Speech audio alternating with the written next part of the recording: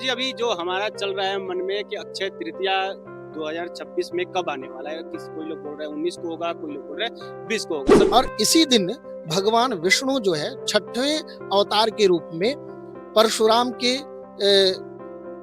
परशुराम नाम से अवतरित हुए। इस दिन का पूजन जप तप किसी भी प्रकार का पुण्य करने से यह जो है उत्तर वृद्धि को प्रदान करता है। लेकिन अगर जो व्यक्ति गोल्ड नहीं खरीद सकता उसके लिए क्या उपाय है? उसके लिए कहा गया शास्त्रों में कि जौ आप खरीद सकते हैं। कि यहाँ जो प्रदोष व्यापनी जो जैसे दीपावली है, नरक चतुर्दशी है, यह प्रदोष व्यापनी होता है। माँ भगवती पारंबा भागीरथी का आज के दिन ही जो है पृथ्वी पर प्राकट उत्सव हुआ था, इसलिए गंगा उत्सव भी मनाते हैं। तो जौ की सत्तू हो, चने की सत्तू हो, गुड़ हो और चीनी हो, मिश्री दाना हो, इसकी यह सब वस्तुएं जो है दान करने से तात्पर्य यह है कि इस दिन पुण्य करिए तब अक्षय होगा। अब सोना खरीद के रख लेंगे तो वो कभी नष्ट नहीं होगा।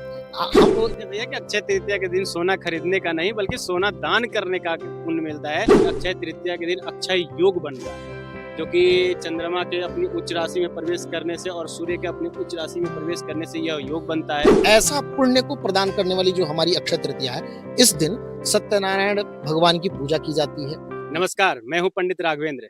आज हमारे साथ में है डॉक्टर सुधाकर पांडे जी, और आज उस दिन पर चर्चा करने वाले हैं जिस दिन कुछ भी कार्य कीजिए बिना मुहूर्त देखे, कोई भी कार्य हो वो शुभ कार्य माना जाता है। नाम है अक्षय तृतीया, आप लोग सुना ही होगा। इस दिन सोना खरीदने से लेकर के चांदी खरीदने से लेकर के बहुत सारी मान्यता को लेकर के माना जाता है कि इस दिन सोना खरीदना चाहिए, चांदी खरीदना चाहिए, ताकि हर साल जो है ये बढ़ोतरी हो जाए। कहा जाता है कि वो अक्षय तृतीया वह दिन है जो कभी खत्म न होने वाला हो। इस दिन कोई भी कार्य करते हैं, शुभ कार्य करते हैं तो इसका शुभ परिणाम ही मिलेगा। तो इसी पर चर्चा करेंगे, क्योंकि अक्षय तृतीया का एक मान्यता है कि अक्षय तृतीया पर जो सोना खरीदा जाता है, चांदी खरीदा जाता है, लेकिन इसके अलावा क्या खरीद सकते हैं और क्या चीजों का दान कर सकते हैं और ये किन राशियों के लिए शुभ रहेगा। क्योंकि अक्षय तृतीया के दिन एक बहुत ही गजब का संयोग भी बनने वाला है, क्योंकि उस दिन चंद्रमा जो है अपने उच्च राशि में प्रवेश करेंगे और जो सूर्य अभी 14 अप्रैल को मेष राशि में प्रवेश किए हैं, यानी कि सूर्य का जो ये मेष राशि अपना उच्च का राशि होता है, जो ताकतवर बन गए हैं। इस दौरान जो है व्यक्ति के अंदर जो है आत्मविश्वास बढ़ जाता है, किसी भी कार्य को करने की क्षमता अधिक बढ़ जाती है। इन्हीं सब विषयों पर चर्चा करेंगे। तो सबसे पहले तो हमारे चैनल पर आपका स्वागत है। जी धन्यवाद। आपको भी बहुत बहुत शुभकामनाएं और आपका भी हमारे परिसर में स्वागत है। जी तो गुरुजी अभी जो हमारा चल रहा है मन में कि अक्षय तृतीया 2026 में कब आने वाला है। कोई लोग बोल रहे हैं 19 को होगा, कोई लोग बोल रहे हैं 20 को होगा। सबसे पहले तो हमारे डेट को लेकर के कंफ्यूजन है लोगों को, हमारे दर्शकों को, तो उसको कंफ्यूजन को दूर करिए कि 19 को है या फिर 20 को। जी बहुत बहुत सुंदर, बहुत अच्छा आपका जिज्ञासा है। और इस सुंदर जिज्ञासा के लिए मैं आपको बताऊं कि यह जो अक्षय तृतीया है यह अबूझ मुहूर्तों में से एक है।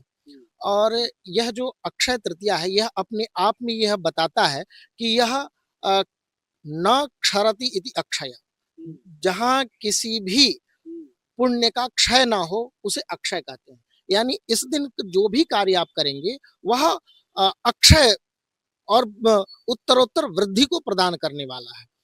और इसी दिन भगवान विष्णु जो है छठवें अवतार के रूप में परशुराम नाम से अवतरित हुए और भगवान परशुराम के रूप में जाने जाते हैं। कहा जाता है अश्वत्थामा बलिर्व्यासो हनुमांश्च विभीषण कृपा परशुरामश्च सप्तैते चिरंजीविनः। ये 7 चिरंजीवी हैं और अष्टम चिरंजीवी के रूप में मार्कंडेय जी को ग्रहण किया जाता है, लेकिन सप्त चिरंजीवियों में परशुराम जी सर्वप्रथम है और ये भगवान विष्णु के छठे अवतार हैं।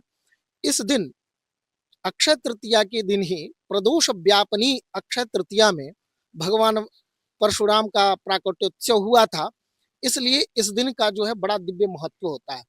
इस दिन का पूजन जप तप किसी भी प्रकार का पुण्य करने से यह जो है उत्तर वृद्धि को प्रदान करता है और इसका पुण्य अक्षय रहता है, कभी नष्ट होने वाला नहीं होता है।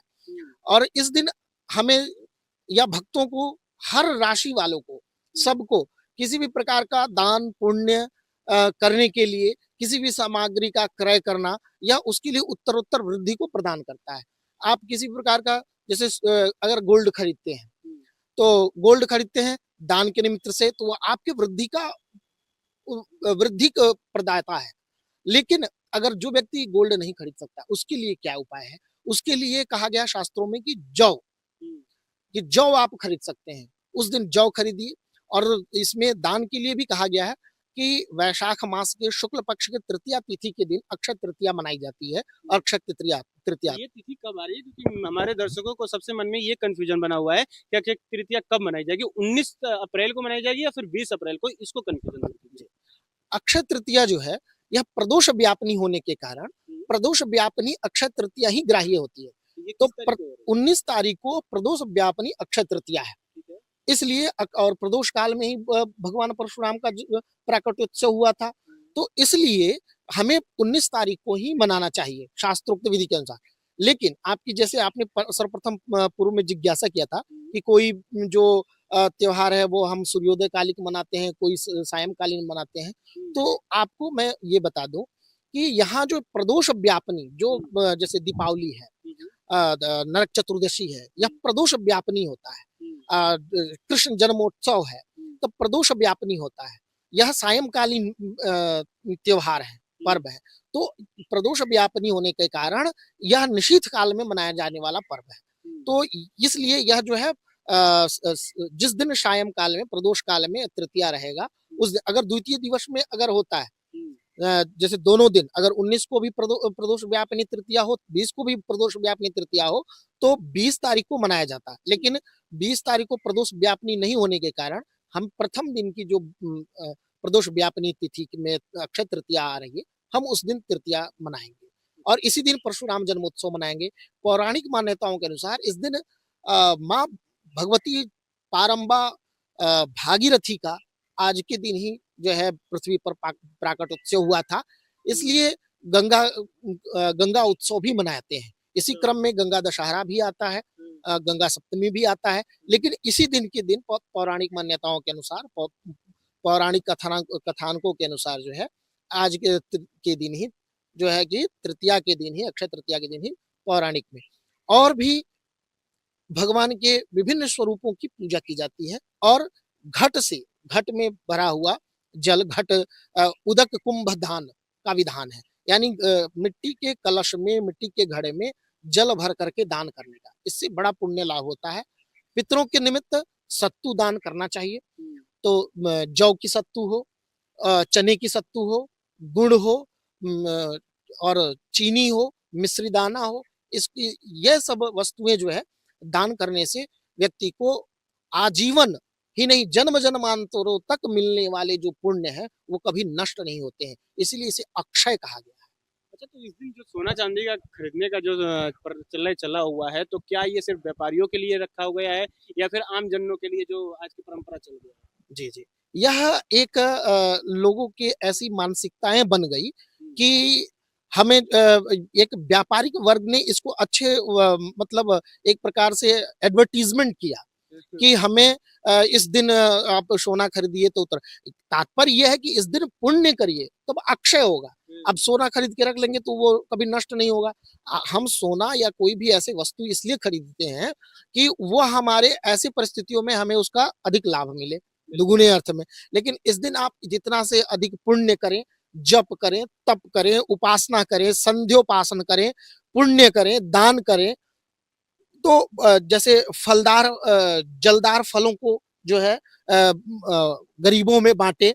और विभिन्न प्रकार के एक इसमें पराशर संहिता में कहते हैं कि अगर त्रिप्रवरात्मक पराशर गोत्रीय अगर कोई वैदिक ब्राह्मण है, शुक्ल यजुर्वेदांतर्गत माध्यन्दिनी वाजसनी संहिता उक्त वैद पाठी अगर पराशर गोत्रीय ब्राह्मण है, अगर उसको अगर हम किसी भी प्रकार के वस्तुओं को स्वर्ण दान करते हैं तो उसका बड़ा ही उत्तम लाभ होता है। इसलिए जो है इसका बड़ा ही उत्तम, इसी पद्धति को लोगों ने मना करके कि स्वर्ण खरीदिए। लेकिन यहाँ पे क्या है, स्वर्ण दान का महत्व है। तो खरीदेंगे तभी दान करेंगे।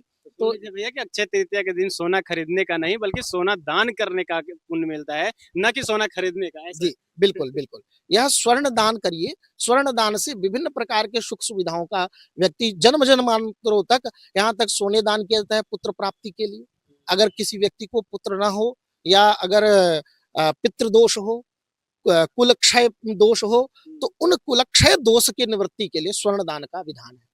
तो इस प्रकार से वैदिक किसी को भी नहीं दान करना है। जो वैदिक निष्ठ वैदिक ब्राह्मण है, नैष्ठिक ब्राह्मण है, उसी को देना है, तभी उसका फल मिलेगा।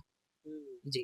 तो अक्षय तृतीया के हमने सुना है कि हमने भी देखा था, हमने भी पढ़ा था कि अक्षय तृतीया के दिन अक्षय योग बन रहा है, जो कि चंद्रमा के अपनी उच्च राशि में प्रवेश करने से और सूर्य के अपनी उच्च राशि में प्रवेश करने से यह योग बनता है। तो यह क्या मतलब फायदे हो सकता है, किन किन राशियों के लिए अच्छा? देखिए, सर्वप्रथम बात यह है कि रोहिणी नक्षत्र में, रोहिणी नक्षत्र व्यापनी तृतीया जब होती है, तो इसी नक्षत्र में परशुराम जी का जन्मोत्सव होता, प्राकट्य हो जाता है। तो यह जो नक्षत्र है ना, ये बड़ा ही उत्तम होता है, बहुत ही दिव्य होता है। 5 नक्षत्र होते हैं जो जो अबूझ मुहूर्त कहलाते हैं, उसमें रोहिणी सर्वप्रथम है। तो आप ये रोहिणी नक्षत्र सबके लिए, किसी एक राशि का नाम नहीं लिया जाता है, या 12 राशियों के लिए, 12 राशियों के लिए उत्तम है, ये सर्वोत्तम है। आप 12 राशियों के व्यक्तियों के लिए सबको यह दान धर्म पूजन पुण्य कर्म करना चाहिए, किसी एक विशेष में हम बांध नहीं सकते इसे। तो इस दिन ऐसे कोई भी कार्य होता है जो कि न करना चाहिए? कार्य करने के लिए तो आपने बता दिया कि ये कार्य कर सकते हैं, ये दान चीज कर सकते हैं, लेकिन कौन से ऐसे कार्य हैं जो नहीं करने चाहिए? देखिए, किसी भी प्रकार के किसी जीव मनुष्य प्राणी को किसी भी प्रकार से कष्ट नहीं देना है। मनसा वाचा कर्मणा, कष्ट नहीं देना है। आप मनसा वाचा कर्मणा पुण्य करिए, जप करिए, तप करिए, संध्योपासन करिए, जितना से ज्यादा अन्न जल धन आप दान करना है करिए, लेकिन किसी को कष्ट न पहुंचे किसी भी प्रकार से। अगर किसी भी प्रकार से, तो अब आप वो उस पाप के भी भागी होंगे, और जब उस पाप के भागी होंगे तो ये अक्षय, यानी ये पाप कभी नष्ट होने वाला नहीं है। ये हमेशा आपके जो है कि जो भी व्यक्ति अगर पुण्य करेगा तो जन्म जन्मांतरों तक रहेगा। उसी प्रकार से अगर किसी प्रकार से अगर पाप भी हो जाता है तो ये भी जन्म जन्मांतरों तक कष्ट देने वाला होता है।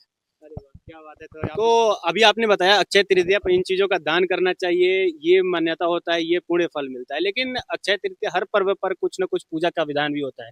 तो अक्षय तृतीया पर ऐसा कौन-सा पूजा करना चाहिए ताकि लोगों को और भी ज़्यादा फल मिल जाए? देखिए, बहुत सुंदर जिज्ञासा है आपकी। अक्षय तृतीया जो ये अबूझ मुहूर्त जो कभी क्षीण होने वाली नहीं है, ऐसा पुण्य को प्रदान करने वाली जो हमारी अक्षय तृतीया है, इस दिन सत्यनारायण भगवान की पूजा की जाती है। सत्यनारायण भगवान की पूजा करने से इस दिन आपको जीवन भर जन्म जन्मांतरों तक पुण्य की प्राप्ति होगी और घर में सुख शांति समृद्धि होगी तथा अप्राप्त लक्ष्मी की प्राप्ति होगी, और जो प्राप्त लक्ष्मी है उसकी संरक्षण होगा। इसका बड़ा ही महत्व है। एवं पाठ के लिए विष्णु सहस्त्र नाम का पाठ और श्री सूक्त का पाठ करें तो बहुत ही दिव्य फल मिलता है।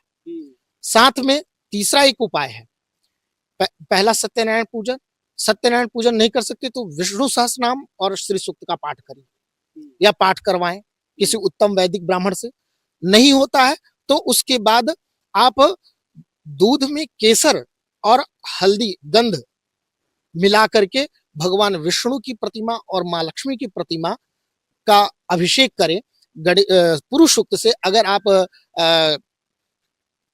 अर्चन करते हैं तो इससे बड़ा ही दिव्य लाभ मिलता है, जो कि विभिन्न प्रकार के सुखों को प्राप्त कराता है। तो आपने सुना कि अक्षय तृतीया के दिन क्या करना चाहिए, क्या नहीं करना चाहिए और किन चीज़ों का दान करना चाहिए। खास करके सोना को लेकर के लोगों के मन में भ्रम बैठा हुआ है कि सोना खरीदना चाहिए, लेकिन पंडित जी ने बताया कि नहीं, सोना इस दिन दान करना चाहिए। तो ये था अक्षय तृतीया को लेकर के हमारे जो भी मन में कन्फ्यूजन था, हमारे दर्शकों के मन में जो भी कन्फ्यूजन था, हमने दूर कराया कि 19 तारीख को मनाया जाएगा या फिर 20 तारीख को मनाया जाएगा।